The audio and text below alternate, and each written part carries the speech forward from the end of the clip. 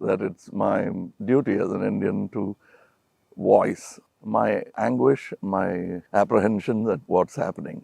And before coming, I was just looking through the pages. There's a big book I have, your grandfather's name. Acha. And I was looking through that, and I know these 2,800 kilometers is nothing. You walk through sweat, tears, and blood, literally. And we have seen history happen from the inner circle. I've watched it from the outer circle. So walking with you, if I don't come with you, it's not fair. My nephew's a photographer. So I said, listen, I want to give a little present to my friend Kamal Haasan. And I said, give me a picture, one of your pictures, as a gift to him. So I want you to guess what he came up with. What picture do you think he gave me? I don't know. Come, let's go and see it. Yeah. Oh, it's here. Tells you what Kamal is, right? And so this is what he gave me. This is what he came up with. Oh. Oh, he shot this? He shot this, and that's for you, because it tells us your approach, your attitude to life, and the fact that you're a great Indian and a great Tamil. Thank you. And we're proud of you. Thank you. It looks nice, huh? Oh, lovely. I'm quite interested in how you see what is going on in India. Of course, an Indian person, but also a Tamil person, because the view from South India often looks very different. It is. Than the view from North I'm India. sure it is the same from Assam or Meghalaya. The same, exactly. At the capital. We forget history and we are only agitated by the topical or recent happenings. I talk a lot about Gandhiji now. It is not right from the beginning. My father was a congressman, but my environment made me a bitter critic of Gandhiji when I was in my teens. My father did not say, he said, just read history. I think you're talking from today. Yeah, but today matters, is my question. He's a lawyer and he didn't argue with me on this case. Around 24, 25, I discovered Gandhiji on my own. And over the years, exponentially, I've become a fan. And that's me, to explain myself. You to actually correct yourself and say sorry. That's why I made Hey Ram, Right. a film where I played a parallel assassin, Wow. wanting to kill Gandhiji. And as he goes nearer to the person and the truth, he changes. Yeah. But it's too late. Somebody else does the job that he wanted to do, but he had changed his mind. That's the story of Hey Ram. So you came up with the idea? Yes, that is my way of saying sorry to my Bapu. Excellent. That's quite a sort of sophisticated, intelligent way of looking at the problem. Yeah, because I have to take the onus of all the crimes, including what happened in your family. We let it happen. But I think inside what you're saying is hatred is actually blindness and misunderstanding. Yes, and the worst form of criticism is an assassination. I think that's very cheap. And It's a coward. A coward does that Only- because he has no other way to fight. But that cannot be the answer. So, what's your view then of the violence and the hatred that is being spread in the country? I mean, I view it as a consequence of the fear that is being spread in the country. No, this is actually a synthetic, reproduced, Manufactured. manufactured thing. I don't think so, because go into Kerala, more than Tamil Nadu, you will find amity prevails. Yeah. Unless you doctor it. Yeah. You can do it from either side. Yeah. I think there are more sides to it than just Hindu and Muslim. Yeah. We have to look at all that and understand that this country will flourish only with this plurality. As a person who loves Tamil Nadu, loves the Tamil people, whenever I go there, I try to understand slightly better, what exactly is the Tamil idea, right? And so as somebody who, is looking at it from far, what does it mean to be Tamil? I know that the Tamil language is very important, but what does it actually mean? It means the same as wanting to be a Maharashtrian or Telugu or a Malayali. We all have a pride, but I must say something about Tamil Nadu. They always feel that it's an island with parochial mindset and language chauvinism. Everybody is proud about their language, but I can tell you, you can go to a village, any village or town, my town, and just stand in the middle of the road and shout Nehru. A dark man will turn around, or you say Bose. Somebody will turn around and he doesn't look anything like Nehru ji or Bose ji. And they'll turn, you'll find Gandhi, many Gandhis. That is the mindset. And at a particular point, they felt there was apathy from the center. That happens every time. It will happen with every government. They are now unhappy with what is happening now. But that's not permanent if you could approach it like you're doing it now. The reason why I want to celebrate your walk is reaching out to the people and lending the ear instead of standing on a podium and lecturing. That's commendable from your side. But my experience when I go to Tamil Nadu, right, is that they express themselves in a very passionate, Yes. it's different expression. So if you go to Maharashtra, people show affection, but the way the Tamils show affection is something completely different. I get that feeling when I go there, and I always wonder, what is that exactly? How does it, why such strong affection or strong expression or so passionate? It's part of the culture. It's a very old culture. And they've seen wars, they've seen battles, they've learned a lot from Jainism, Buddhism. It's a mixture of everything. That kind of affection was enjoyed by Kamaraj-ji, MGR, all those leaders. They are moved to tears, laughter, screaming when they see the man of the... I think around the country it's like that, with variations. And also the Tamil language is very important to them. Yes, I think even non-religious, godless people celebrate Tamil and worship Tamil.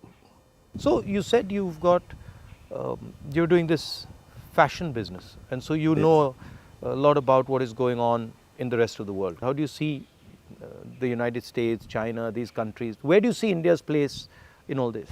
Nowhere less than them, but we should walk the talk. Like you're doing, every Indian must walk the talk. I want to be, or simply resigning yourself to calling it a third world country. You can't do that anymore. That's blasphemy. And you said in our earlier discussion that production has a lot to do with it. The ability to produce something and sell it outside India, not just in India. We can't have a toddy mindset because you can't bottle it.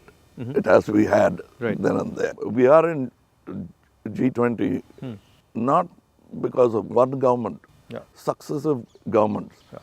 And whatever good they could do, that has accumulated and come to this day. So we are aware of that. And you were talking about China. I want you to say more. The security of the country, both internal and external. Your opinion on it. I was speaking to some ex-servicemen the other day, and I was mentioning to them that security today in the 21st century, it's not good enough just to say, okay, what do our borders look like, right? Because security today has become a holistic thing. You don't necessarily get attacked from the borders. You can get attacked from inside. You can get attacked by cyber weapons. You can get attacked by, use of your media. So in the 21st century, one has to have a global view about security. And that's where I think our government has completely gone and miscalculated. We constantly hear about what is going on the border. And the fact of the matter is that China has taken 2,000 kilometers of our territory, square kilometers. And frankly, we haven't said anything. The Prime Minister hasn't said anything. The military has clearly said that they're sitting in our territory, but the Prime Minister said nobody has come. This sends a very clear message to China. And the message is, we can do whatever we want, and India will not respond, right? And in fact, in some of the conversations that they are having with our military, they're actually making the statement that, look, your Prime Minister himself has said we are not in your territory. So what is the conversation about? So that's one aspect of it. To them it will look like We are whistling in the dark to allay fear. Yeah. No, and Looking somewhere no, else. imagine if you're the leader, right? And your forces and my forces are negotiating, and your forces are coming and saying you're in my territory, and then I say no, but your leader has said we're not. So it destroys the entire negotiation position of Yes, India. yes. Right? So that's one aspect of it. The second aspect of it is how conflict has been transformed, and conflict has been transformed because earlier you fought on a border, now you fight everywhere, right? So you fight by shutting down power stations, you can fight by attacking the railway system, you can fight by militarily attacking, you can And fight. the oldest trick is to Yeah. contaminate border. Yeah, so you can do that. So the single most important thing in the 21st century is that a country has internal cohesion, that there's harmony in the country, that people are not fighting, that there's peace in the country, and the country has a vision. The point is not going to war, right? The point is being in a position where you cannot be attacked. And there's a link between a weak economy, a confused nation without vision, hatred and anger, and the Chinese sitting in our territory. Because they know that we are dealing with internal matters, internal confusion, an internal lack of harmony, and so they can just go in and do whatever they want. So that's one element of the problem. The other huge element of the problem is what has happened in Ukraine, right? And essentially what the Russians have done in Ukraine is they've said, look, we will not accept that the Ukrainians have a strong relationship with the West. And they've basically told the Ukrainians, if you have a strong relationship with the West, we will alter your geography. And that is the exact same principle that can be applied in India. What the Chinese are saying to us is, be careful with what you're doing, because we will alter your geography. We will enter Ladakh, we will enter Arunachal, and what I can see is them building a platform for that type of an approach. So as an Indian person, I don't want to be somebody who's warmongering, but I'd like our country to be aware that there are real problems on the border, and those problems on the border are connected to what is going on inside our country.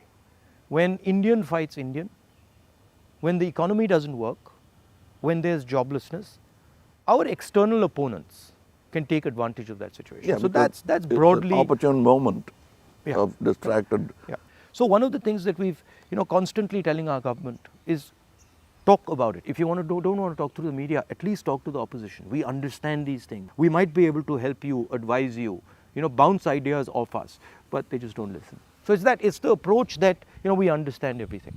The other aspect of it, which you touched on, is that frankly there's no one who can compete with China. I do not believe that on production, on as far as the economics is concerned, I do not believe that the West can take on the Chinese. I believe that India can take on the Chinese. We have the population. We have the population, we have the people. What do you need to take on the Chinese? You need a young population, you need large numbers of people, you need a large educated base. Compared to China, our population is younger. Exactly, right? And if you see the West, right, and this might be a bit controversial, but they've got too much. They're flabby. They're living in opulence. They live on. They are outsourced. And they outsource, right? Whereas our people, they know what a struggle is. They understand difficulty. So I think, as an Indian person, I see a huge opportunity for India to become, like China, the producer of the world, right? And of course, the West has a space which is high-end manufacturing, high technology, etc., which they're very good at. They'll dominate, and we should try and challenge them on that.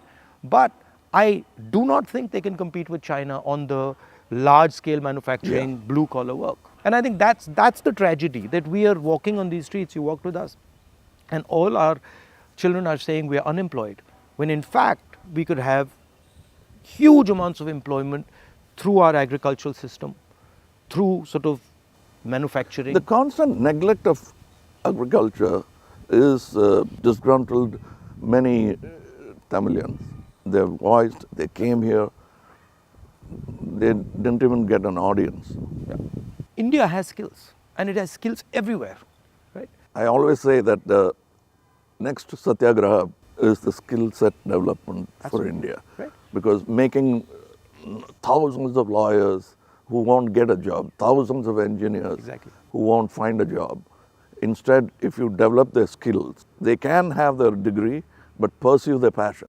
Instead of me talking about other subjects generally, let me talk about where I come from, the film industry. But the number of training facilities, 200 jobs in a film, and there's no ITI for that.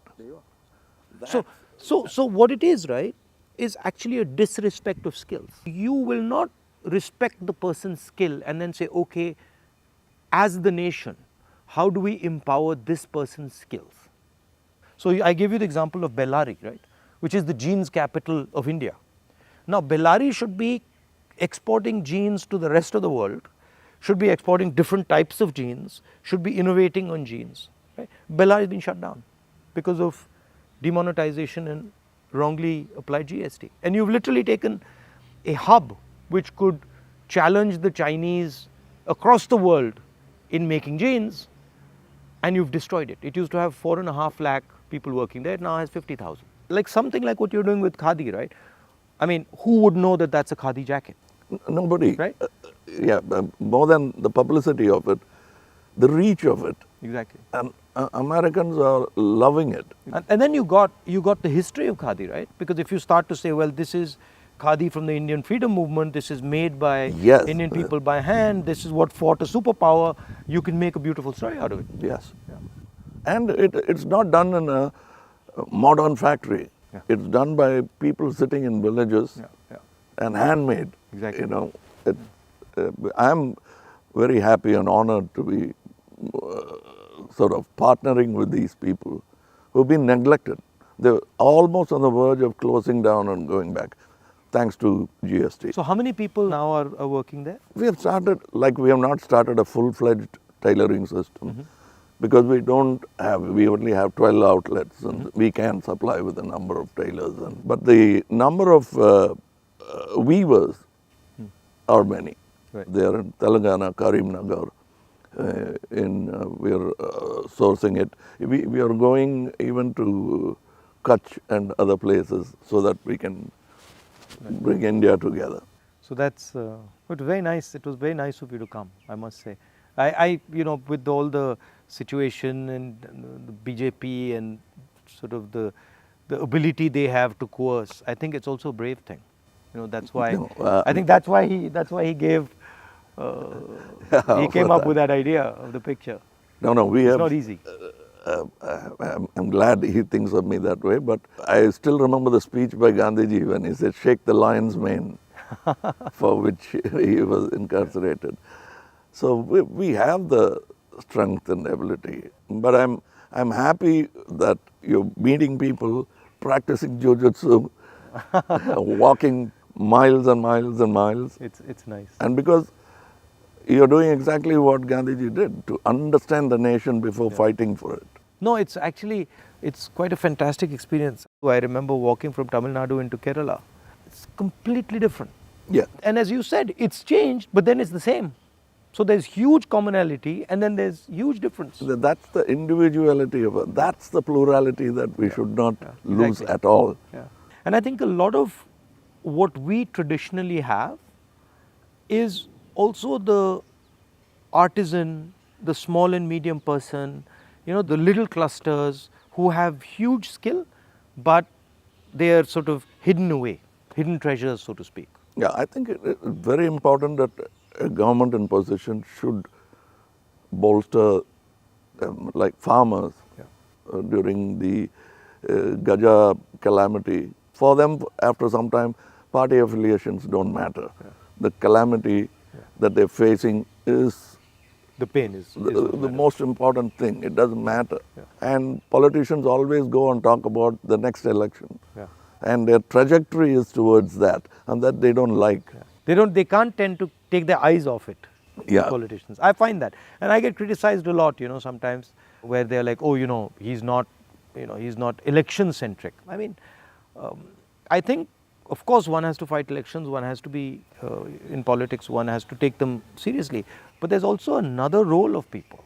There's a role of bringing people together, of listening, of being affectionate. That role, I think, is a very important role. What we have done through our party is that simply sort of wipe the dust away from the Gram Sabhas and brought it back into, now it's happening because we are attending and now we want to take it into the towns. I think people should participate in politics, not necessarily electoral politics only. Exactly. But they must have a firm say that politicians will have to understand it's not all about number crunching, that they'll have to answer certain things. And people should also feel that I can vent or complain. I can say something, and politicians should also feel that I can take some punishment.